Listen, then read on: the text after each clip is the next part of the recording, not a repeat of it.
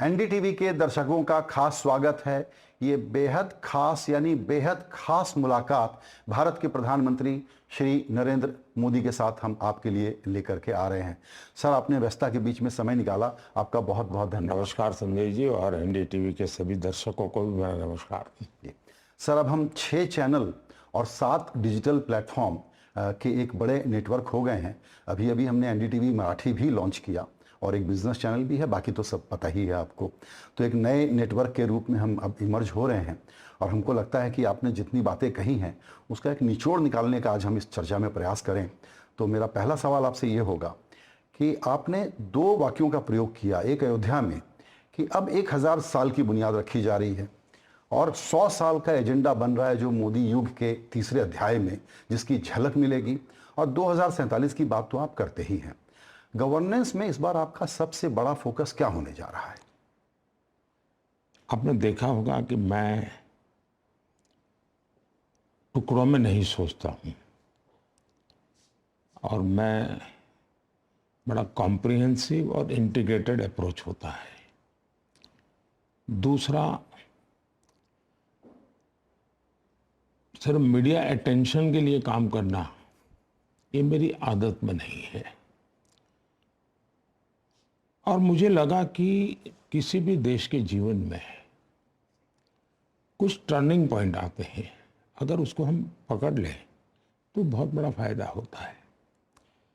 व्यक्ति के जीवन में भी जैसे जन्मदिन आया मनाते हैं कि भी एक उत्साह भर जाता है, नई चीज बन जाती है। वैसे ही जब आज़ादी के 75 साल हम मना रहे थे तब मेरे मन में वो 75th ईयर तक सीमित नहीं था। मेरे मन में 100 साल थे, आज़ादी के 100 साल। और अगर देश के सामने, और मैंने जिस ही इंस्टीट्यूट में गया सबको कहा भाई बाकी सब ठीक, आप अपना देश जब 100 साल का होगा तब आप क्या करेंगे,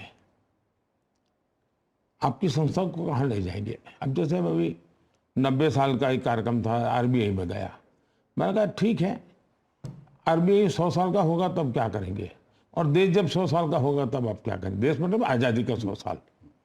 तो इस प्रकार से एक तो मेरा रहता है, और हमने आगामी 25 साल को ध्यान में रखते हुए, 2047 को ध्यान में रखते हुए काफ़ी मंथन किया। लाखों लोगों से हमने इनपुट लिए। शायद मैं तो 15-20 लाख तो यूथ की तरफ से मेरे पास सुझाव आए हैं, और एक जिसको कहे मंथन, महामंथन हुआ है, बहुत बड़ी एक्सरसाइज हुई है। और उसमें से, और कुछ तो अफसर रिटायर भी हो गए जो इस एक्सरसाइज, इतने लंबे समय से मैं इस काम को कर रहा हूँ। मंत्रियों, सचिवों, एक्सपर्ट सबके सुझाव ने लिए हैं, और हमारे उसको भी मैंने बांटा है।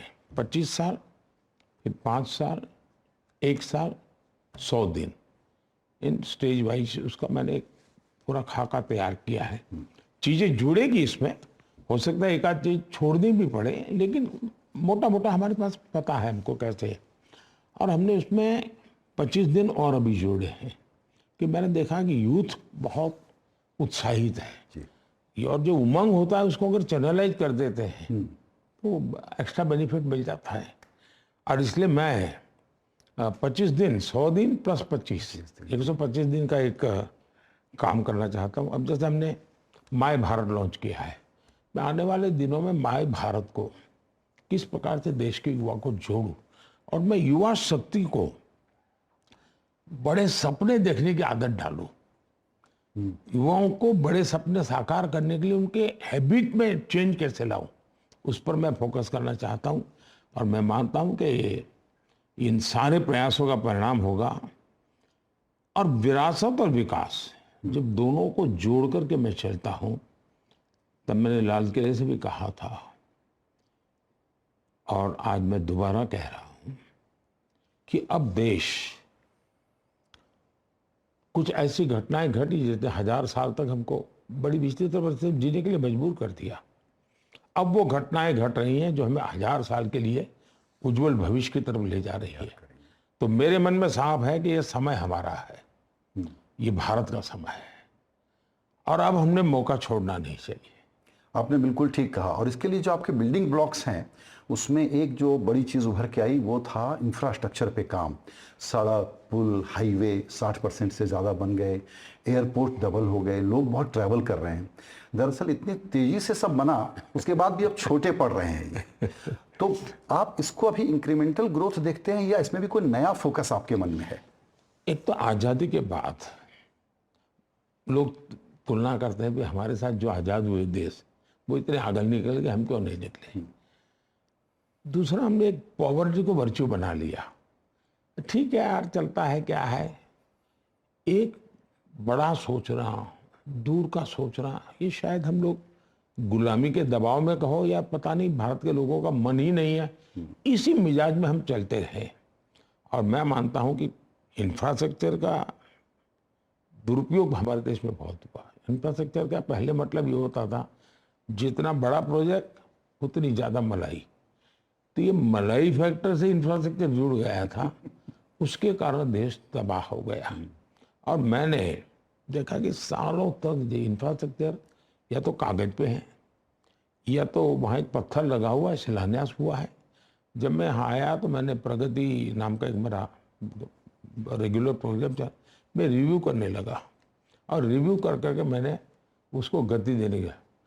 कुछ हमारा माइंडसेट, हमारी ब्यूरोक्रेसी, सरदार साहब ने कुछ कोशिश की थी, अगर वो लंबे समय रहते तो हमारी सरकारी व्यवस्थाओं की जो मूलभूत खाका होता है उसमें बदलाव आता, वो नहीं आया। ह्यूमन रिसोर्स डेवलपमेंट को होगा ना, गवर्नमेंट अफसरों का ट्रेनिंग क्या होगा, सरकारी अफसर को पता होना चाहिए कि आखिर उसके लाइफ का पर्पस क्या है।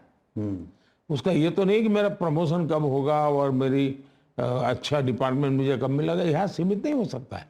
तो ह्यूमन रिसोर्स डेवलपमेंट के लिए फिर टेक्नोलॉजी गवर्नमेंट में हम कैसे लाए, इस पर हमारा काम है। तो एक प्रकार से इंफ्रास्ट्रक्चर में भी physical infrastructure, social infrastructure, technological सारा इंफ्रास्ट्रक्चर। अब इंफ्रास्ट्रक्चर के इन 3 स्टेप में भी एक और बात है मेरे मन में। एक तो स्कोप बहुत बड़ा होना चाहिए, टुकड़ों में नहीं होना चाहिए। दूसरा, स्केल बहुत बड़ा होना चाहिए और स्पीड भी उसके अनुसार हो रहे। यानी स्कोप, स्केल एंड स्पीड, उसके साथ स्किल होनी चाहिए। ये चारों चीजें अगर हम मिला लेते हैं, मैं समझता हूं कि हम बहुत कुछ अचीव कर लेते हैं। और मेरी कोशिश यही होती है, स्किल भी हो, स्केल भी हो, स्पीड भी हो, और कोई स्कोप जाने नहीं देना चाहिए। ये मेरा कोशिश रहता है। और हमने देखी कैबिनेट के निर्णय, पहले जी कैबिनेट की नोट एक बनते बनते 3 महीने लग जाते। मैंने कहा ऐसा नहीं भी, मुझे बताइए कहाँ रुकता है। धीरे धीरे धीरे धीरे करके मैं करीब 30 दिन ले आया हूँ। हो सकता है मैं आने वाले दिनों में और कम कर दूंगा। यानी मुझे स्पीड का मतलब ये नहीं है कि कंस्ट्रक्शन की स्पीड बढ़े, निर्णय प्रक्रियाओं में भी गति आनी चाहिए। इसलिए हर चीज की तरफ मैं ध्यान केंद्रित करता हूँ। एक आपका ध्यान होगा, बहुत कम लोगों का है, और मैं मानता हूँ कभी आप पूरा एक प्रोग्राम कर सकते हैं टीवी चैनल, गति शक्ति। जैसे दुनिया में हमारे डिजिटल इंफ्रास्ट्रक्चर की चर्चा होती है, लेकिन गति शक्ति की उतनी चर्चा नहीं है। टेक्नोलॉजी का एक अद्भुत उपयोग, स्पेस टेक्नोलॉजी का अद्भुत उपयोग, और पूरे भारत में कहीं पर भी कोई भी इंफ्रास्ट्रक्चर का प्रोजेक्ट करना है, लॉजिस्टिक्स खर्च को कम करना है, लॉजिस्टिक सपोर्ट बढ़ाना है, गति शक्ति एक ऐसा प्लेटफॉर्म हो रहा। मैंने देखा, मैंने जब पहली बार इसको लॉन्च किया तो राज्यों के चीफ सेक्रेटरी से इतने खुश हो गए कि भाई अब आप हमारी गति शक्ति प्लेटफॉर्म पे जो डेटा है 1600 लेयर्स हैं, आप कोई भी चीज डालो तो 1600 लेयर में से वेरीफाई होकर के आता है कि यहाँ कर सकते हैं, नहीं कर सकते। ये अपने आप में एक बड़ी यूनिक चीज है जी। तो इंफ्रास्ट्रक्चर प्लानिंग में हमें बहुत बड़ी सुविधा रहती है, इसलिए मुझे लगता है कि हम बहुत गति से आगे बढ़े। अब यूपीआई, फिनटेक की दुनिया में, आज दुनिया में ये बहुत बड़ा काम हुआ है। और मैं जब प्रगति में तो करता हूँ, इंफ्रास्ट्रक्चर की मजबूती के लिए करीब मैं समझता हूँ 10+ या 11 या 12 लाख करोड़ रुपया, जो पहले कभी 1.5 लाख करोड़ 2 लाख करोड़ पर रहता था, इतना बड़ा जंप। अब रेलवे में भी आधुनिक रेलवे बनाने की दिशा में काम। इतना ही नहीं जी, हमने अनमैन क्रॉसिंग उस समस्या को पूरी तरह जीरो कर दिया जी। बिल्कुल। यानी एक प्रकार से रेलवे स्टेशन की सफाई देखिए, हर चीज में एक बारीकी से ध्यान दिया गया। हमने इलेक्ट्रिफिकेशन के पर बल दिया, करीब 100% इलेक्ट्रिफिकेशन पर हम चले गए हैं। हम रेलवे ट्रैक का उपयोग, आपको खुशी होगी, पहले हमारे यहाँ गुड्स ट्रेन थे या पैसेंजर ट्रेन थी, मैंने उसमें एक यात्री ट्रेन की परंपरा थी, जैसे रामायण सर्किट की ट्रेन चलती है जी। एक बार पैसेंजर अंदर गया, पूरा 18-20 दिन की पूरी यात्रा करके सारी सुविधाओं लेकर के वो सीनियर सिटीजन के लिए बहुत बड़ा काम हुआ है। वैसा जैन तीर्थ क्षेत्रों की यात्रा चल रही है, द्वादश ज्योतिर्लिंग की चल रही है, बुद्ध सर्किट की चल रही है।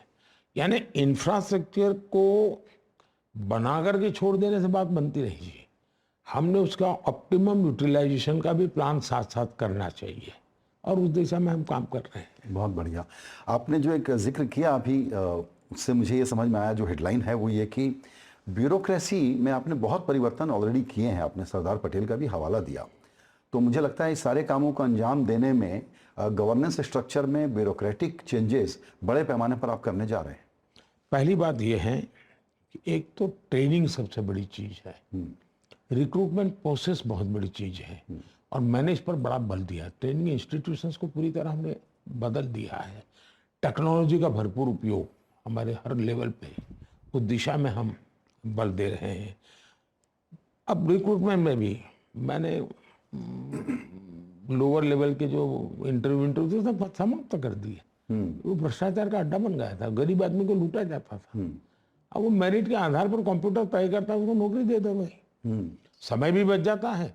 हो सकता है उसमें 2-3% ऐसे लोग भी आ जाएंगे जो शायद ना होते तो अच्छा होता, लेकिन बेईमानी से 15% लोग आ जाते हैं, तो अच्छा ही है कि भाई चलो हम इसको। दूसरी बात है कि आजकल मेरे कैबिनेट में एक बड़ी महत्वपूर्ण परंपरा चली है, मेरे पार्लियामेंट का भी कोई बिल आता है ना या कोई भी, तो ग्लोबल स्टैंडर्ड्स की एक नोट आती है साथ में, दुनिया में उस फील्ड में कौन सा देश सबसे अच्छा कर रहा है, उसके कानून नियम क्या है, हमें वो अचीव करना है तो हमें कैसे करना चाहिए। यानी अब मेरे हर कैबिनेट नोट ग्लोबल स्टैंडर्ड से मैच करके लाना होता है, और उसके कारण मेरी ब्यूरोक्रेसी की आदत हो गई कि भाई बातें करने से बन रहा नहीं, हम दुनिया में बढ़िया, दुनिया में बढ़िया क्या है बताओ, हम उससे कितने दूर हैं, वहाँ जाने का हमारा रास्ता क्या है।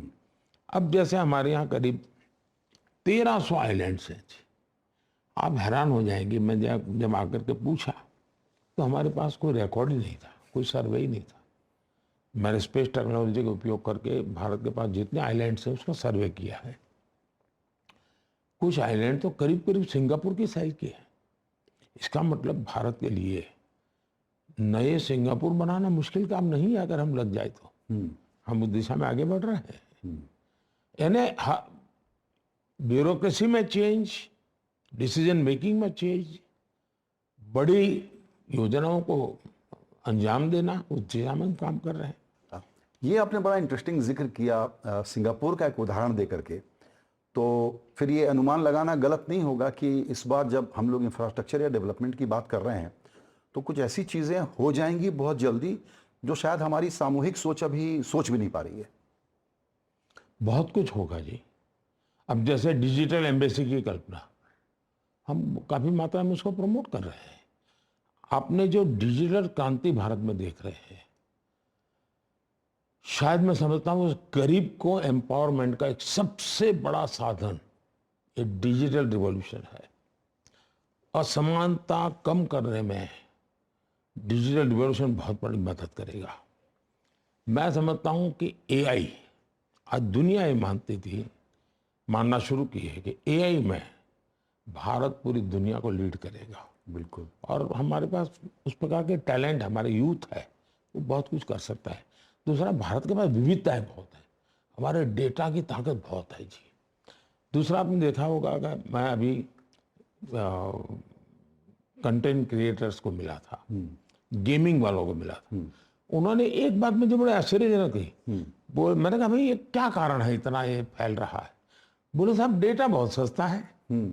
बोले दुनिया में डेटा इतना महंगा है। बोले मैं दुनिया की गेमिंग कंपटीशन में जाता हूँ तो इतना महंगा पड़ता है। भारत में जब बाहर के लोग आते हैं उनको आश्चर्य, अरे इतने में मैं, उसके कारण भारत में एक नया क्षेत्र खुल रहा है। आज ऑनलाइन सब चीज़ एक्सेस है। कॉमन सर्विस सेंटर साहब करीब 5 लाख से ज़्यादा कॉमन सर्विस सेंटर हमारे, यानी प्रकार से हर गांव में एक और बड़े गांव में 2-2, 3-3 कॉमन सर्विस। और कॉमन सर्विस सेंटर में आजकल सामान्य आदमी भी, उसको रेलवे रिजर्वेशन कराना है, वो अपने गांव में ही कॉमन सर्विस सेंटर से करा लेता है।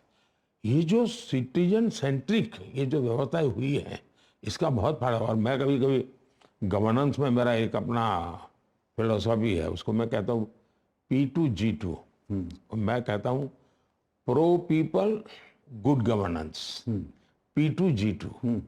तो ये अगर जब हम करते हैं, मुझे याद है मैं न्यूयॉर्क में प्रोफेसर पॉल रॉमर से मिला था, वो नोबेल प्राइज विनर है, और काफ़ी बातें हुई उनके साथ डिजिटल की वगैरह। तो वो मुझे सुझाव देते हुए डॉक्यूमेंट रखने वाले सॉफ्टवेयर की ज़रूरत है। जब मैंने उनको कहा कि मेरे देश में डिजी लॉकर है, जब मैंने उनको मोबाइल फ़ोन में सारी चीज़ें बताई तो इतने वो उत्साहित हो गए। यानी दुनिया जो सोचते हैं उससे भी कई कदम हम इस दुनिया डिजिटल की दुनिया में आगे बढ़ चुके हैं। बिल्कुल। आपने G20 में भी देखा होगा, भारत के डिजिटल रिवॉल्यूशन से पूरी दुनिया G20 के अंदर एक चर्चा थी, अब जरा हमें इसका मॉडल दीजिए। तो काफ़ी हम कर रहे हैं। ये बिल्कुल सही कहा आपने कि डिजिटल में जो पब्लिक डिजिटल इंफ्रास्ट्रक्चर भारत ने बनाया है, वो दुनिया भर के देश आपसे अब कॉपी करके लेना चाह रहे हैं। और एक खुद का अनुभव बताऊं, आजकल 10 में से 9 लोग जो छोटे रोजगार वाले हैं, उनको आप कैश देना चाहो तो 10 में से 9 लोग मना करते हैं कि कैश नहीं लेंगे। ये बड़ा परिवर्तन है। देखिए ये रेहड़ी पट्टी वाले लोग हैं ना, उनको बैंक वाले पैसे नहीं देते थे। ये मेरा डिजिटल इंफ्रास्ट्रक्चर का फायदा हुआ, रेहड़ी पटरी वालों को बैंक से लोन मिला, उनके पैसा शाम को ही जमा हो जाते हैं। और हर रेहड़ी पटरी वाले के यहाँ आपको QR कोड मिलेगा, उसको मालूम है कि मैं इसका उपयोग और उसको विश्वास है। अच्छा वो पढ़े लिखे नहीं थे तो हमको अब वॉइस से मैसेजिंग आता है जी। तो उसके अकाउंट को पता, अच्छा मेरा पैसा जमा हो गया। तो उसको यानी व्यवस्था पर विश्वास भी बढ़ा है उसका। एब्सोल्युटली जी। एक चीज़ और, आपके जो ग्रोथ के विकास के टारगेट हैं उसमें एग्रीकल्चर से लोगों को शिफ्ट करना और मैन्युफैक्चरिंग को बढ़ाना, PLI की सफलता बहुत सारे सेक्टर्स में बहुत अच्छी रही, लेकिन यहाँ पर हमको लगता है कि बहुत ज़्यादा काम करने की ज़रूरत है ताकि लोग अब भारत में प्रोड्यूस करें। आईफोन एक एग्जाम्पल है और उसको एक्स्ट्रापोलेट करने की ज़रूरत है। इस पर क्या सोचते देखिए जिन लोगों ने बाबा साहब आम्बेडकर का अध्ययन किया है ना, बाबा साहब आम्बेडकर एक बहुत बढ़िया बात बताते थे और हमारे देश के राजनेताओं ने उसकी अनदेखी की है। बाबा साहब कहते थे कि इस देश में इंडस्ट्रियल रिवॉल्यूशन बहुत ज़रूरी है, क्योंकि देश का जो दलित आदिवासी वो जमीन का मालिक है ही नहीं, वो एग्रीकल्चर में कुछ नहीं कर सकता है। उसके लिए इंडस्ट्रियल रिवॉल्यूशन का हिस्सा बनना बहुत जरूरी है। और इसलिए मैं मानता हूं कि भारत में हमें और एग्रीकल्चर पर जितना बोझ हम कम करेंगे, आज उस पर बोझ बहुत है, उस पर बोझ कम करने की जरूरत है जी। बोझ कम करने के लिए कानून काम नहीं करता है, डाइवर्सिफिकेशन करना पड़ता है। डाइवर्सिफिकेशन तब होता है कि जब आपकी डिसेंट्रलाइज वे में इंडस्ट्रियल नेटवर्क हो। तो अगर 2 बेटे हैं तो एक बेटा इंडस्ट्री के काम में चला जाएगा, एक बेटा खेती संभालेगा, तो खेती पर जो बोझ है वो थोड़ा कम हो जाएगा। तो एग्रीकल्चर को वायबल बनाना, मजबूत बनाने के लिए भी इंडस्ट्रियल डेवलपमेंट जरूरी है। हम एग्रीकल्चर का वैल्यूएशन करने वाली इंडस्ट्री जितनी ज़्यादा बढ़ाते हैं तो सीधा सीधा फायदा है, अदरवाइज हम डाइवर्सिफिकेशन की तरफ ले जाए तो उसका फायदा है। मेरा गुजरात का अनुभव रहा है। गुजरात तो एक ऐसा राज्य है जिसके अपने पास खुद के कुछ मिनरल्स नहीं है, ज़्यादा से ज़्यादा नमक से सिवा कुछ है नहीं गुजरात के पास। ऐसे समय में गुजरात एक ट्रेडर स्टेट बना था। एक तो 10 साल में 7 साल अकाल, तो एग्रीकल्चर में भी हम पुअर थे। एक जगह से मान लेते थे, दूसरी जगह पे देते थे और कुछ कमा करके गुजारा करते थे। उसमें से रिवॉल्यूशन आया, एग्रीकल्चर में रिवॉल्यूशन आया, इंडस्ट्री में रिवॉल्यूशन आया। वो मेरा अनुभव यहाँ मुझे बहुत काम आ रहा है और उसके कारण मैंने और हमारी इंडस्ट्री को हमने क्लस्टर डेवलप करने चाहिए। मैं क्लस्टर को जैसे मेरे एक छोटी सी स्कीम है, 1 district 1 product. 1 district 1 product district की पहचान बन रही है और उसमें वैल्यू एडिशन हो रहा है, टेक्नोलॉजी आ रही है, क्वालिटी आ रही है। अब आज देखिए भारत में ऑटोमोबाइल इंडस्ट्री के लिए बहुत बड़ी संभावना है, इलेक्ट्रिक व्हीकल के लिए बहुत संभावना। हमने स्पेस को ओपन अप कर दिया। मैंने देखा स्पेस में इतने स्टार्टअप्स आए हैं कि सारे स्टार्टअप टेक्नोलॉजी को लीड कर रहे हैं। यानी हम मोबाइल फ़ोन इंपोर्टर थे जी, आज हम मोबाइल फ़ोन के दुनिया के सेकंड लार्जेस्ट मैन्युफैक्चरर हो गए हैं। बिल्कुल। और हम दुनिया के अंदर आज हमारा आईफोन एक्सपोर्ट कर रहे हैं जी। दुनिया में 7 में से 1 आईफोन हमारे यहाँ होता है। बिल्कुल। वैसा ही मैं बताऊं, गुजरात में जो मेरा डायमंड का अनुभव रहा, आज दुनिया में 10 में से 8 डायमंड वो होते हैं जिस पर किसी न किसी हिंदुस्तानी का हाथ लगा होता है। दुनिया के 10 में से 8। अब उसका नेक्स्ट स्टेज मैं देख रहा हूं और वो है ग्रीन डायमंड का, लैब ग्रोन डायमंड का। दुनिया में बहुत बड़ा मार्केट हो रहा है। मैं जब गुजरात था तो थोड़ी शुरुआत की थी, अब काफ़ी बढ़ रहा है और आने वाले दिनों में लैब ग्रोन डायमंड में भी हम काफ़ी प्रगति करेंगे। सेमीकंडक्टर हम कुछ ही दिनों में चिप्स लेकर के आएंगे और मैं मानता हूँ ट्रांसपोर्टेशन के साथ जुड़ी हुई चिप्स का जो कारोबार है उसमें हो सकता है हम हब बन जाए। हम डिफेंस मैन्युफैक्चरिंग में बहुत तेजी से काम कर रहे हैं। बहुत बड़ी मात्रा में लोग, करीब 1 लाख करोड़ रुपए का डिफेंस प्रोडक्शन आज मेरे देश में शुरू हुआ है जी। करीब 21,000 करोड़ का डिफेंस एक्सपोर्ट हुआ है। हमारा देश नहीं ना, हम हर छोटी चीज बाहर से लाते थे। तो हमारे जो एंटरप्रेन्योर्स हैं उनको भी लगा है अब हम बना सकते हैं और दुनिया हमारे लिए खरीद रही है। तो मैं समझता हूँ कि भारत पूरी तरह इंडस्ट्रियल रिवॉल्यूशन में टेक ऑफ स्टेज पर है। आपने बिल्कुल ठीक कहा कि टेक ऑफ स्टेज पे है और आपने जो इनोवेशंस किए हैं उसके कारण अब ग्लोबल इन्वेस्टर्स को भारत में इन्वेस्ट करने के लिए जिज्ञासा और दिलचस्पी बहुत है। लेकिन वो सोचते हैं कि कुछ बोल्ड डिसीजन आपकी तरफ से, नई सरकार की तरफ से बड़े ज़रूरी होंगे ताकि वो बड़ा इन्वेस्टमेंट आए और इस स्केल को जिसकी कल्पना आप ही करते हैं उसको बहुत बढ़ा सकें। तो क्या इकोनॉमिक गवर्नेंस, पहली बात है कि इंडस्ट्रीज बाहर से लोग जब आते हैं वो सिर्फ भारत सरकार देख करके आए उतने से बात बनती नहीं। State government and local self government जी, तीनों में एक सूत्रता चाहिए नीतियों में। अगर मान लीजिए एक भारत सरकार एक पॉलिसी लेकर के आती है, दुनिया की कोई इंडस्ट्री आती है, भारत सरकार के पास तो 1 इंच जमीन नहीं, वो क्या करेगा? वो तो किसी स्टेट को कहेगा कि बेचारा देखो ये आया है, उसको भी कहेगा भाई देखो तुम, उस स्टेट की पॉलिसी उसके साथ मैच होनी चाहिए। फिर जिस गांव में जा रहा है या जिस शहर में जा रहा है उस शहर के जो कानून है वो उसके अनुकूल होने चाहिए। तो मैं जो ईज ऑफ डूइंग बिजनेस का जो मूवमेंट चलाया था उसके पीछे मेरा इरादा ये था, केंद्र सरकार, राज्य सरकार और स्थानीय स्वराज संस्थाएं तीनों के निर्णय ऐसे हो इन चीज़ों के लिए अनुकूलता करें। अभी भी कुछ रुकावट है लेकिन अब एक कंपटीशन मैं देख रहा हूँ और मैं हमेशा मानता हूँ मेरा फेडरलिज्म क्या होना चाहिए, कॉम्पिटिटिव कोऑपरेटिव फेडरलिज्म। राइट। राज्यों के बीच में तंदुरुस्त स्पर्धा हो। अब धीरे धीरे हर राज्यों में वो स्पर्धा आ रही है, वो अपने नियमों में ठीक ठाक कर रहे हैं, ब्यूरोक्रेसी को मोबिलाइज कर रहे हैं।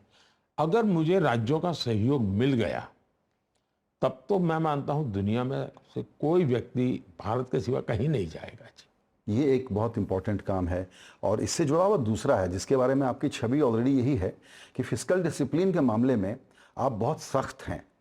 लेकिन आजकल गारंटियों का मुकाबला चल रहा है और आप चूंकि डबल डाउन करते हैं कि ईज ऑफ लिविंग के लिए लोगों की ज़िंदगियों को खुशहाल बनाना है, तो कुछ इन्वेस्टर्स को ये आशंका होती है कि फिस्कल डिसिप्लिन का क्या होगा। मेरे केस में किसी को आशंका नहीं है। जिन लोगों ने मेरे गुजरात के कार्यकाल को देखा है, मैं फाइनेंशियल डिसिप्लिन का बहुत आग्रही रहा हूँ। अदरवाइज ही कोई देश चल नहीं सकता है। फिस्कल डिफिसिट उसका एक क्राइटेरिया होता है। अभी आपने देखा होगा चुनाव के पहले मेरा बजट आया, सबके पुराने आप मीडिया के आर्टिकल देखें, ये तो चुनाव के साल का बजट है, बस मोदी रेवड़ियाँ बांटेगा, चुनाव जीतेगा।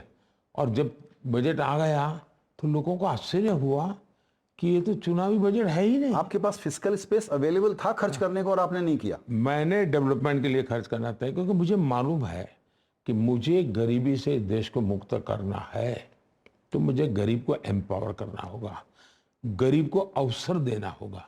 गरीब गरीबी में रहना नहीं चाहता है, जो बाहर निकलना चाहता है उसको हाथ पकड़ने वाला कोई चाहिए। और इसलिए हमने, अब देखिए यूपीए सरकार जब थी, फिजिकल डेफिसिट ना उन्होंने स्वीकार नहीं किया, उसका साइड इफेक्ट इतना हुआ जी। और जहाँ फिजिकल डेफिसिट का वो आप यानी एक प्रकार से उसको मैं मानता हूँ रिलीजियसली फॉलो करना चाहिए। महंगाई बढ़ती है, दुनिया में क्या हाल हुआ है भाई। लोगों को लगा कि भाई कोरोना में नोटें छापो बांटो, दुनिया में अभी भी महंगाई में से बाहर नहीं आ रहे थे। तो फिजिकल डेफिसिट को हमने कंट्रोल करना, हमने हमारा रेवेन्यू। अच्छा, दूसरा मैंने देखा है कि जैसे जैसे जैसे टैक्सेशन आप कम करोगे आपका रेवेन्यू बढ़ता जाएगा जी। लोग ज़्यादा, आप देखिए करीब करीब डबल लोग हमारे इनकम टैक्स भरने वालों की संख्या हो रही है। जीएसटी रजिस्ट्रेशन में बहुत बड़ी संख्या बढ़ रही है, तो उनको भरोसा भी सरकार की तरफ से कोई दिक्कत नहीं है, तो लोग और देश के लिए दूसरा उसको विश्वास है कि मेरा पैसा, टैक्स पेयर का पैसा बहुत ही होगा। दूसरा है वेलफेयर का विषय। मैं वेलफेयर को एक प्रकार से भारत के सोशल इंफ्रास्ट्रक्चर का एक बहुत बड़ा महत्व का हिस्सा मानता हूं। अगर हम वेलफेयर स्कीम को टारगेटेड करें और क्वालिटी ऑफ लाइफ के साथ जोड़ के करें तो वो एसेट बन जाती है। और आपने देखा होगा कि मेरे हर काम में वेलफेयर स्कीम उनके लिए एक क्वालिटी ऑफ लाइफ की गारंटी बनती है। और फिर उसको अच्छा वो एक बार अच्छी जिंदगी जीने की आदत लग जाए तो अच्छी जिंदगी जीने के लिए वो खुद भी प्रयास करता है जी।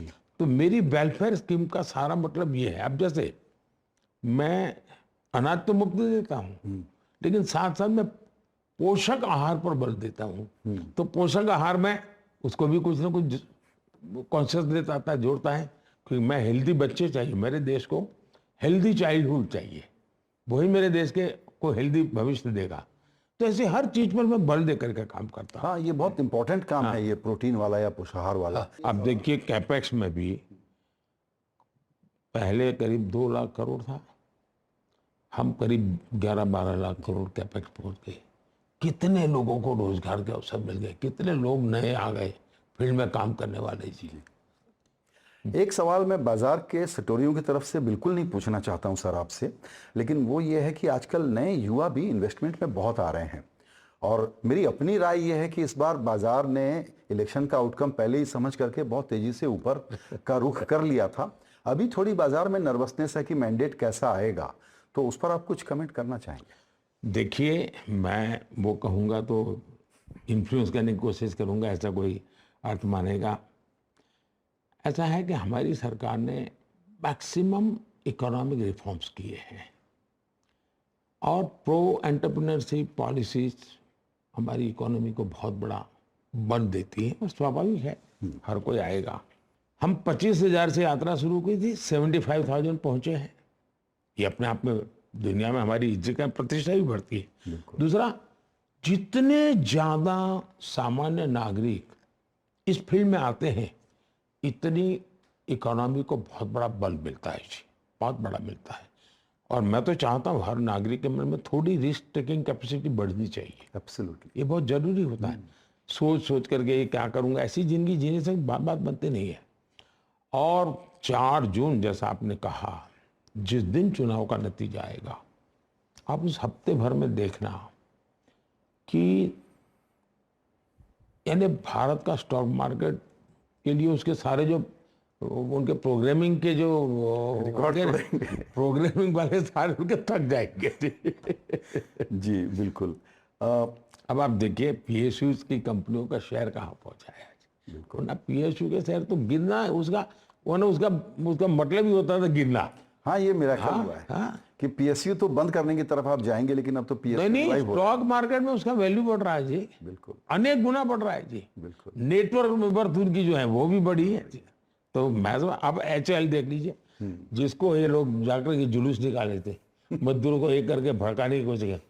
आज HAL इस गति से चौथी तिमाही में उसने रिकॉर्ड प्रॉफिट किया है जी। HAL 4,000 करोड़ का प्रॉफिट, ये कभी HAL के इतिहास में नहीं है जी।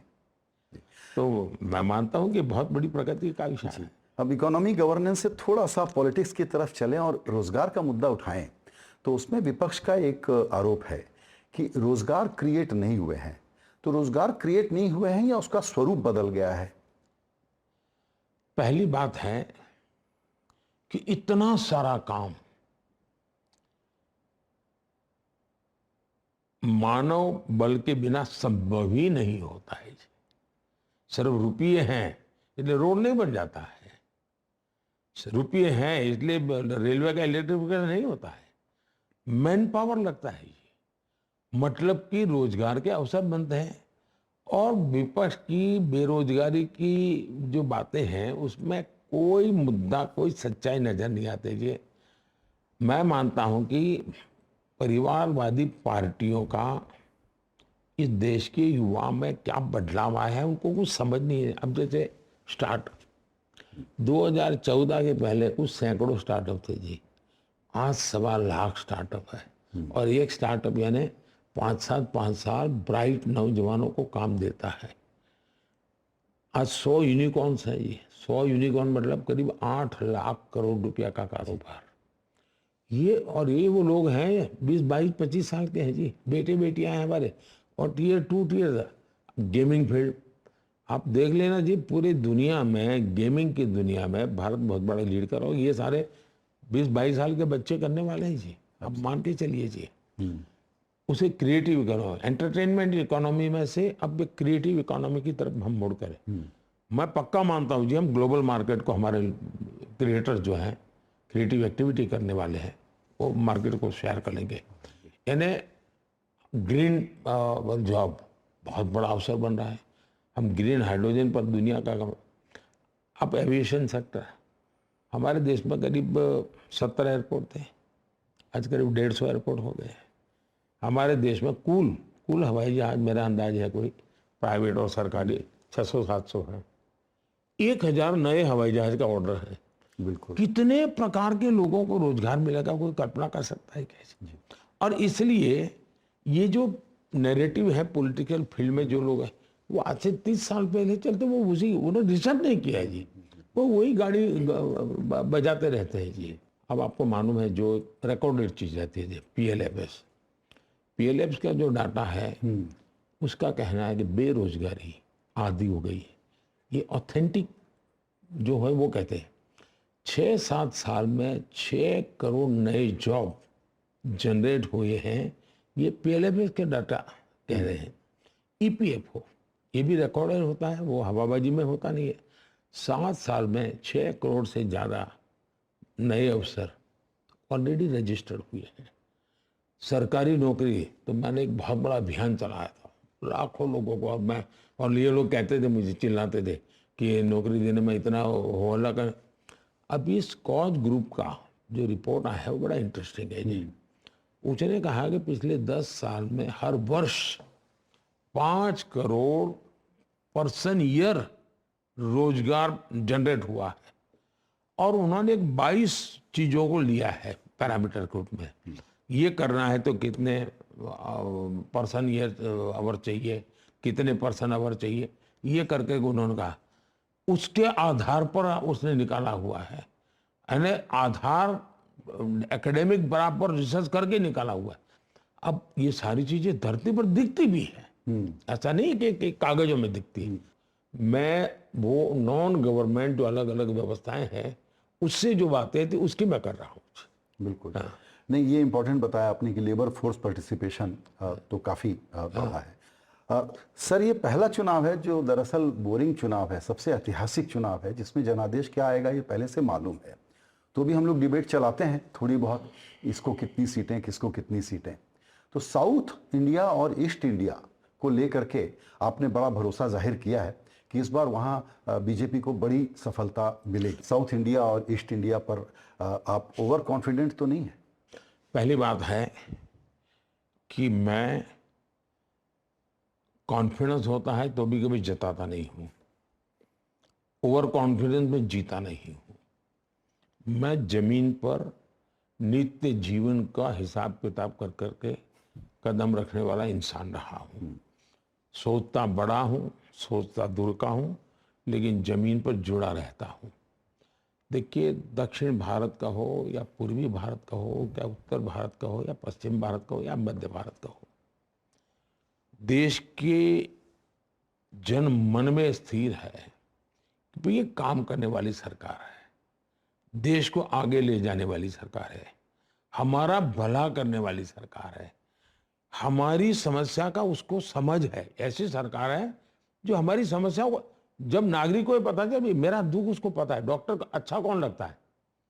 आपको अच्छा डॉक्टर वो लगता है आपको जाते वो कहेगा अच्छा अच्छा भाई आपको पेट में दर्द हो, आंख में क्या हुआ है, कुछ ऐसा तो नहीं हुआ। वो जिसको पता रहता है ना, उसको डॉक्टर अच्छा लगता है। आज देश को लग रहा है कि आज एक ऐसी सरकार है जिस सरकार को हमारे दुखों की चिंता है, हमारे सपनों का उसको अंदाज है, और जो हमारे सामर्थ्य को हमेशा बढ़ाने के लिए प्रयास करता है। और इसके कारण मैं मानता हूं कि सामान्य मानवी के मन में भारतीय जनता पार्टी उसकी सरकार को दो। अब एक जमाना था साहब, हमारे यहाँ कहते पशुपति से तिरुपति तक रेड कॉरिडोर था, और पूरा ये नक्सल बेल्ट बना दिया गया था। आज सिकुड़ता सिकुड़ता सिकुड़ता साहब ये हट गया है, लोग शांति से जीने लगे हैं। वो माँ को कितना आनंद होता है कि मेरा बच्चा सेफ सही दिशा में जाएगा। वो भले जंगल पर रही है, उसको लगता है ये मेरे बच्चों के भविष्य देखता है, चिंता करता है। आज देखिए जी, हिंदुस्तान के हर कोण में, नॉर्थ ईस्ट देखिए, बंगाल देखिए, आसाम देखिए, उड़ीसा देखिए, तेलुगु भाषी स्टेट देख लीजिए, कर्नाटका देख लीजिए, भारतीय जनता पार्टी बहुत तेजी से आगे बढ़ रही है। अब जम्मू कश्मीर में देखिए साहब, वहाँ के मतदाता साहब 40% लोग वोट करने जाए साहब, 40 साल के बाद इतना वोटिंग हो, सरकार के प्रति भरोसा है जी। और इसलिए मैं कहता हूं कि इस चुनाव में भारतीय जनता पार्टी को यानी हिस्टोरिकली एक बहुत बड़ा रिकॉर्ड सेट होने वाला है, हिस्टोरिकली बहुत बड़ा रिकॉर्ड। जी, चूंकि आपकी ऐसी मान्यता है, ऐसे में जो विपक्ष के गठबंधन की परिस्थिति है उसमें विरोधाभास भी सामने आते हैं। ममता बनर्जी ने कहा कि मैं तो अलायंस में नहीं रहूंगी, फिर कहा कि अगर सरकार बनेगी तो मैं सरकार को बाहर से समर्थन दूंगी। अखिलेश किधर हैं पता नहीं। ऐसे में स्थिर सरकार और अस्थिर सरकार, ये भी एक वोटर सोचता है कि मैं किस विषय पर निर्णायक तौर पर तय करूं कि वोट देना है। तो ये विपक्ष की जो परिस्थिति है, जो लोकतंत्र को बचाने की गारंटी देता है, उसकी हालत पर आपकी राय? पहली बात है, हमारा देश का या दुनिया में भी कोई भी इतना बड़ा देश, आप जिसको देने जा रहे हो उसको जानते हो क्या? उसका नाम पता है क्या? उसका अनुभव का पता है? उसकी क्षमता का पता है क्या? तो ये देश की जनता देखती है। कोई पार्टी अपने नाम बताएं या न बताएं, वो तोड़ती है। और हमारा पल्ला बहुत भारी है, और उसमें मुझे कुछ कहने की जरूरत नहीं, हमारा पल्ला भारी है, हर कोई कहेगा। दूसरा विषय, इंडी अलायंस का मुझे बता दीजिए, फोटो ऑप के सिवाय इंडी अलायंस की कोई गतिविधि दिखती है क्या आपके? और फोटो ऑप में पहली इंडी अलायंस की मीटिंग में जितने चेहरे थे, जाते जाते जाते संख्या भी कम हो गई, क्वालिटी भी। इन उसकी थर्ड कैटेगरी, चौथी की रैंक का अब व्यक्ति वहां जाता है, फोटो निकल के जाता है। कोई कॉमन एजेंडा है क्या? कैंपेन की कोई स्ट्रेटेजी है क्या? कुछ नहीं है। हर कोई अपनी ढपली बजा रहे हैं, तो देश को विश्वास नहीं हो सकता है। दूसरा, अगर कांग्रेस के सबसे विश्वस्त साथी कौन? तो लेफ्ट, जिसके मन में कमिटमेंट है कि भाजपा वाले जाने चाहिए, उससे बड़ा कमिटमेंट तो कोई हो नहीं सकता। इन्होंने जाकर के केरल में उसी को पराजित करने के लिए उसके सामने खुद खड़े हो गए। और जो भाषा का प्रयोग हुआ है केरल के चुनाव में, पूरे देश में ऐसी भद्दी भाषा अभी तक उपयोग में नहीं आई है। मुख्यमंत्री तक के लोगों ने जिस प्रकार से कांग्रेस के लिए बोला है, अब यानी ये अलायंस के लोगों की मैं बात कर रहा हूं। अच्छा, ये बात फिक्स हो गई है जी, ये सारे नेता हैं ज्यादातर जमानत पर है। इंडिया अलायंस के सारे नेता जमानत पे हैं। और वो जमानत वो है, उनके जमाने के केसेस है, हमारे जमाने के केसेस नहीं है जी। जी। मामले उनके जमाने के हैं। तीसरी बात है, ये सारे आप बिठाओगे तो लगेगा भाई ये उसका बेटा, ये उसका बेटा, ये उसका बेटा, या इसका बाप, ये इसका बाप, इसका बाप। यानी ऐसा साफ लगता है कि वो अपने बच्चों को सेट करने के लिए इंडिया अलायंस को जान बनने की कोशिश कर रहे हैं। देश के बच्चों का भविष्य नजर ही नहीं आता उसमें। जब ऐसा होता है तो मैं नहीं मानता हूं कि वो देश के लोगों का विश्वास जीत सकते हैं। दूसरी तरफ हमारा 10 साल का मजबूत सरकार का ट्रैक रिकॉर्ड है जी। चाहे आतंकवाद के खिलाफ हमारा काम हो, चाहे सुरक्षा के विषय में काम हो, चाहे विकास के मुद्दे में काम हो, चाहे विदेश नीति के, चाहे संकट के समय हमारी इनिशिएटिव हो। मैं समझता हूँ देश की जनता इन सारी बातों को देखती है और उसको तोलती है, और इसलिए देश के सामान्य मानवी ने मन बना लिया है कि भारत को बहुत आगे ले जाना है। तो भारतीय जनता पार्टी एनडीए एक विश्वस्त संगठन है, विश्वस्त लीडरशिप है, और जिसको हम जानते हैं, जिसको हम ट्रायल ले चुके हैं, जिसको हम नाप चुके हैं, और इसलिए उनको रिस्क जैसा नहीं लगता है, सहज समर्थन लगता है जी। बिल्कुल, ये कंफर्ट लेवल जो आपने कहा वो सही है। चूंकि ऐसा बढ़िया पॉजिटिव माहौल बना हुआ है, मोमेंटम आपकी तरफ है, ऐसे में दो सवाल और हैं जो विपक्ष वाले आपके बारे में उठाते हैं। उसमें से पहला ये है कि अपीजमेंट की बात आप हमेशा करते रहे हैं। उनका कहना है कि कम्युनल कलर तो आपने भी दिया है। यही कह कह करके उन्होंने अपनी राजनीति चलाई है, और कभी कभी हम भी सोचते थे कि हाँ यार चलो भाई संभल के चलो, लेकिन जब मैं हर चीज को देखता हूं और जब यहां बैठ करके देखता हूं, मैंने देखा इन्होंने सिवाय संविधान का अपमान करने के सिवा कुछ किया नहीं है। संविधान सर्वपद संभाव की बात कर रहा है। ये लोग घोर सांप्रदायिक लोग हैं, इनकी हर चीज का आधार सांप्रदायिक है, और संप्रदाय में भी वोट बैंक की राजनीति है, और संप्रदाय से बाहर भी कहां जाना तो फिर जाति, यानी एक तरफ संप्रदाय की वोट बैंक, फिर एक जाति को उठाना, यानी ये उन्होंने खेल यही किए है। अब मुझे लगता है कि मुझे कम्युनल का लेवल लगे तो लगे, मुझे कम्युनल जिसको कहना है कहें, इन लोगों के पापों को मैं खुले करके रहूंगा, एक्सपोज करके रहूंगा। और मैं घटनाओं के साथ बताता हूं, देखिए भी इन्होंने ये नियम ऐसे बनाया था। इन्होंने, मेरा मंत्र है सबका साथ सबका विकास। गांव के अंदर 100 घर लोग हैं जिनको बेनिफिट मिला दे, फिर ये मत पूछो भी किस जाति का, किस बिरादरी का, किसका रिश्तेदार है, कोई रिश्वत देता है नहीं। 100 घर मतलब मिलना चाहिए, मिलना चाहिए। और इसलिए मेरी योजना है सैचुरेशन, हर स्कीम को लाभार्थियों को 100%। जब मैं 100% कहता हूँ ना तो सच्चा सामाजिक न्याय है, जब मैं 100% कहता हूँ तब वो सच्चा सेकुलरिज्म है।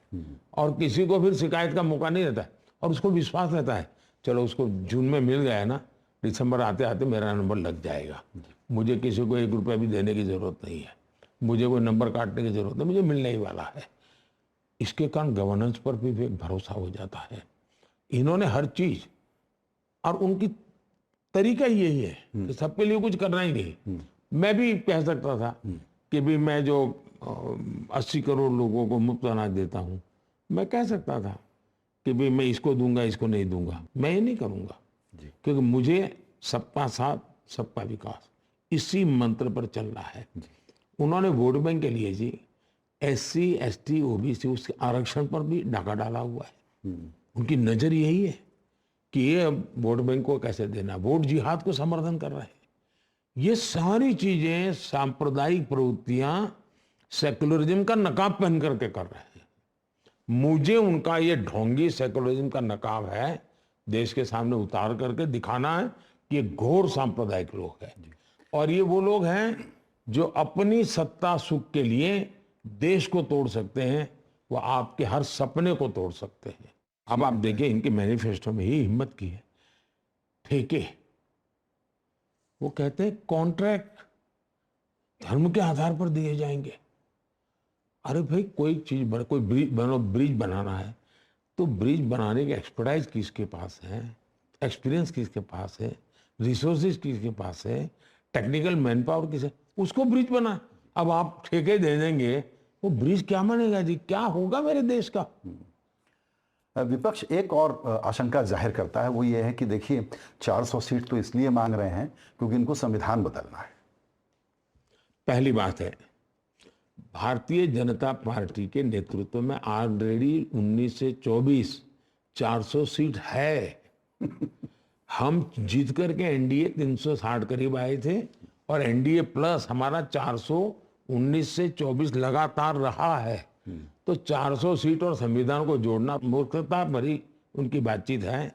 सवाल ये है कि ये लोग हाउस को चलने ही देना नहीं चाहते, और दुनिया जब 400 सीट के देखते हैं तो उनको लगता है कि भाई हाँ, ये कांग्रेस ने संविधान का क्या किया।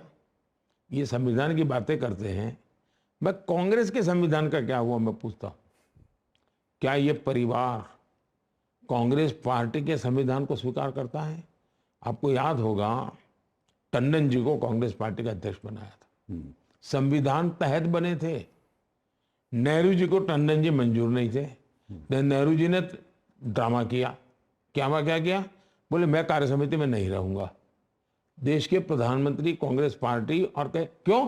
क्योंकि इनको आखिरकार इस कांग्रेस पार्टी को इलेक्टेड राष्ट्रीय अध्यक्ष को हटाना पड़ा इस परिवार को खुश करने के लिए। सीताराम केसरी कांग्रेस के अध्यक्ष थे, व्यवस्था के तहत बने हुए थे। कोई मुझे बताए, वे उनको बाथरूम में बंद कर दिया गया, रातों रात उठा करके बाहर फेंक दिया, और मैडम सोनिया जी कांग्रेस की अध्यक्षा बन गई। कांग्रेस के समझ आप कभी, मैं तो चाहूंगा, मेरे पास जानकारी नहीं है लेकिन मेरे मन में सवाल उठता है, जो इस प्रकार से कांग्रेस पार्टी को कब्जा करते हैं, मैं जानना चाहूंगा कि ये कांग्रेस के जितने आज पदाधिकारी हैं वे कब कांग्रेस के मेंबर बने थे? देश को वो डिक्लेयर करें अपने संविधान के हिसाब से। सर, आपने केसरी जी का जिक्र किया तो डिस्क्लेमर देना मुनासिब होगा कि उस वक्त मैं वहां मौजूद था जब उनको भगाया गया था। अब बताइए, अब ये संविधान की बात बोलने का उनको हक है क्या? दूसरा, इन्होंने संविधान के साथ क्या किया जी? मैं तो कहता हूं जब पहला संविधान बना, उस संविधान की एक आत्मा भी है और एक संविधान का वर्ड, स्पिरिट और शब्द दोनों है। संविधान की आत्मा क्या थी? तो संविधान निर्माताओं ने बड़ी बुद्धिमानी की थी कि भाई जो लिखित में चीज जो रखी जाएगी वो वर्तमान और भविष्य के लिए होगी, लेकिन हमारा एक भव्य भूतकाल है, हमारी भव्य विरासत है, उसका क्या करेंगे? फिर तो संविधान बहुत बड़ा होना जाएगा। तो उन्होंने बड़ी बुद्धिपूर्वक संविधान को चित्रों से मढ़ा। सारे चित्र भारत के हजारों साल की विरासत है। रामायण हो, महाभारत हो, छत्रपति शिवाजी महाराज, सारी चीजें उसमें है। पंडित नेहरू ने पहला काम क्या किया? संविधान की इस पहली प्रत को डिमेडर में डाल दिया, और बाद में जो संविधान छपा वो इन चित्रों के बिना, यानी उन्होंने काट दिया। 15 अगस्त के बाद का हिंदुस्तान शुरू कर दिया अपने परिवार का जय जयकार करने के लिए। दूसरा, उन्होंने क्या किया? उसकी आत्मा पर उन्होंने, शरीर पर इस प्रकार से प्रहार किया, फिर आत्मा पर हो गया। पहला संशोधन पंडित नेहरू ने अभिव्यक्ति की आजादी पर कैची डाल चलाने का किया, रिस्ट्रिक्शन डालने वाला किया, उसकी आत्मा पर पहला प्रहार था। फिर संविधान की भावना पर उन्होंने प्रहार किया। कैसे किया? 356 का दुरुपयोग करके 100 बार देश की सरकारों को उन्होंने तोड़ा। फिर इमरजेंसी लाए, यानी एक प्रकार से उन्होंने संविधान को तो डस्टबिन में डाल दिया। इस हद तक उन्होंने संविधान का अपमान किया। फिर उनके बेटे आए, पहले नेहरू जी ने पाप किया, फिर इंदिरा जी ने किया, फिर राजीव जी आए। राजीव जी ने तो संविधान को, यानी मीडिया को कंट्रोल करने के लिए एक कानून ला रहे थे। शाहबानों का सुप्रीम कोर्ट का जजमेंट उखाड़ करके फेंक दिया और संविधान को बदल दिया, क्योंकि वोट बैंक की राजनीति करनी थी। मीडिया पर फिर से एक बार इमरजेंसी जैसे दिन तो मीडिया बड़ा आंदोलन हुआ, विपक्ष ने आंदोलन किया, वो चुनाव के दिन थे तो वो थोड़े अटक गए, डर गए थोड़े, लेकिन वो रुक गया। फिर उनके सुपुत्र आए शाहजादे जी, वे तो कुछ को है ही नहीं एक एमपी के सिवा। कैबिनेट के निर्णय को उन्होंने प्रेस कॉन्फ्रेंस के अंदर कागज फाड़ दिए, कैबिनेट के निर्णय को। वे संविधान की बातें करते हैं। जो चारा चोरी में जेल जगह में बैठे हुए हैं, जो बीमारी के कारण जेल से बाहर उनको आने की इजाजत मिली है, वो संविधान करते रहते हैं। जिन्होंने संविधान की सारी भावनाओं को तोड़ते हुए जब विमेन आरक्षण बिल आया था, पार्लियामेंट के अंदर बिल की प्रत को उन्होंने छीन लिया और फाड़ दिया, और संसद का वो आखिरी दिन था, 40 सिल। संविधान के साथ घोर अपमान करने वाले लोग आज संविधान सर पे रख करके नाच रहे हैं, ये झूठ बोल रहे हैं। एक सवाल और सर, जिसमें कि भारत ने आपके नेतृत्व में गजब का काम किया है, वो है दुनिया एकदम बदल गई है। जो सोचते थे कि हम दुनिया चलाते हैं, वो डिफेंसिव में है। भारत इंडिपेंडेंट और एग्रेसिव पॉलिसी लेकर के आया है। जाहिर है कि इसको लेके भी आपकी बड़ी योजनाएं हैं, लेकिन एक विषय है, वो है पड़ोसी देशों का। उस मामले में रिश्तों को मैनेज करने में चुनौतियां हैं हमारे सामने। दुनिया में कोई काम ऐसा नहीं होता जिसमें चुनौतियां नहीं होती है। हमारी विदेश नीति का हमारा आधार यही रहा है, नेबरहुड फर्स्ट। हमारा विदेश नीति का आधार रहा है एक्ट ईस्ट पॉलिसी। हमारी विदेश नीति का आधार पहले रहता था कि कौन कितने दूरी पर रखते हैं, अब हम कहते हैं कौन कितना निकट है। तो हमने विश्व के साथ एक स्थान बनाया हुआ है, और पड़ोस में कंपटीशन भी काफ़ी है। हमारी कोशिश है सबको साथ लेकर के चलने की। जी, एक सवाल मैं बहुत समय से आपसे पूछना चाहता था सर, वो ये है कि बहुत सारे नीति निर्माता नेता आपको लेकर के विस्मित रहते हैं कि ये जो पॉलिसी बनाते हैं, जो डिज़ाइन बनाते हैं, ये कैसे इन चीज़ों को तैयार करते हैं। मुझे ऐसा लगता है कि आप रेयर सेल्फ टॉट लीडर हैं, और उसमें जो सबसे बड़ी भूमिका रही है वह है 50 से 55 साल की आपकी यात्रा में आपने दरअसल फिजिकल यात्राएं बहुत की हैं, आप बहुत ज़्यादा घूमे हैं। आपको ट्रैवल ने कितना शेप किया है?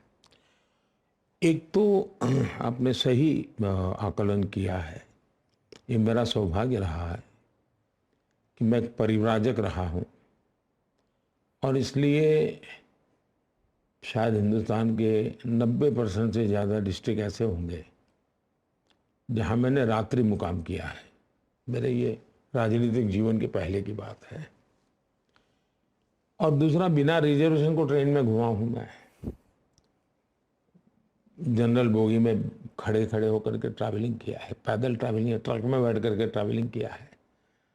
तो जमीनी दुनिया है, उसी से मैं जुड़ा भी हूँ और उसी से मैंने निकला हूँ, और वो अनुभव बहुत बड़ा होता है जी, बहुत काम आता है। दूसरा, हमारे देश में जितने प्रधानमंत्री आए हैं वो दिल्ली के गलियारों से ही ज़्यादातर निकले हैं। बहुत कम प्रधानमंत्री हैं जिन्होंने राज्य के अंदर सरकारों में काम किया हो। जिन्होंने किया, बहुत कम समय के लिए किया, और बहुत कम लोगों के मौका। मैं ऐसा व्यक्ति हूं जो लंबे समय तक एक प्रगतिशील राज्य का मुख्यमंत्री रह के आया, तो जन आकांक्षाओं से मैं परिचित था। जन आकांक्षाओं और सरकार के बीच कॉन्फ्लिक्ट कहाँ होता है, कमियां क्या होती है, मैं राज्य में मेरा अनुभव था। तो मेरे पास एक अनुभव का एक बहुत बड़ा खजाना है। दूसरा, मैं जीवन भर अपने आप को विद्यार्थी मानता हूं, तो मैं एकेडमिक वर्ल्ड से सीखने का प्रयास करता हूं, वो क्या सोचते हैं।